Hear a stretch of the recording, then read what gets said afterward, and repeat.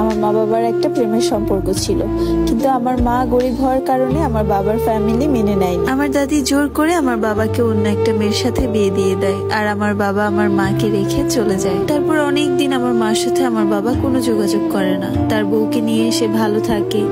কিছুদিন পর তার 2টা ছেলেও হয়। হঠাৎ করে আমার আব্বু আবার আমার আম্মুর সাথে যোগাযোগ শুরু করে এবং যোগাযোগটা খুবই গভীর থাকে। আস্তে আস্তে এতটাই গভীরে পৌঁছে যায় যে আমি আমার আম্মুর পেটে চলে আসি। আর আমার আম্মু যেদিন থেকে জানতে পারলো আমার আম্মু প্রেগনেন্ট, সেদিন থেকে আমার বাবাকে জোর করতো বিয়ে করার জন্য। কিন্তু আমার বাবা আজকে না কালকে, কালকে না পরশু এমন করে করে আমার মাকে সময় দিয়ে যাচ্ছিল। আর আমার মার তো এদিক দিয়ে খারাপ অবস্থা হয়ে যাচ্ছিল, কারণ আমি আস্তে আস্তে তার পেটের মধ্যে বড় হচ্ছিলাম। যখন আমি আমার মার পেটে 7 মাসের, তখন পাড়া প্রতিবেশীরা আমার মাকে অনেক বাজে বাজে কথা বলতো, অপমান করত।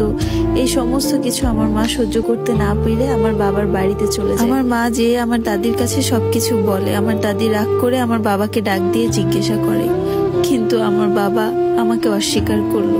সে বলল আমি নাকি তার বাচ্চা না, আমার মায়ের পেটে আমার বাবার সন্তান না, তার মেঝো ভাইয়ের সন্তান। আর এইদিকে আমার আব্বু তার মেঝো ভাইকে লুকিয়ে নিয়ে তার পায়ে ধরে বলে, ভাই আমাকে বাঁচাও, এ বাচ্চা আমার, কিন্তু তোমার নাম দাও, আমার আর কোনো উপায় নাই। এই সব কিছু শুনে আমার মা অনেক বেশি ভেঙে পড়ে এবং সে আত্মহত্যা করতে যায়।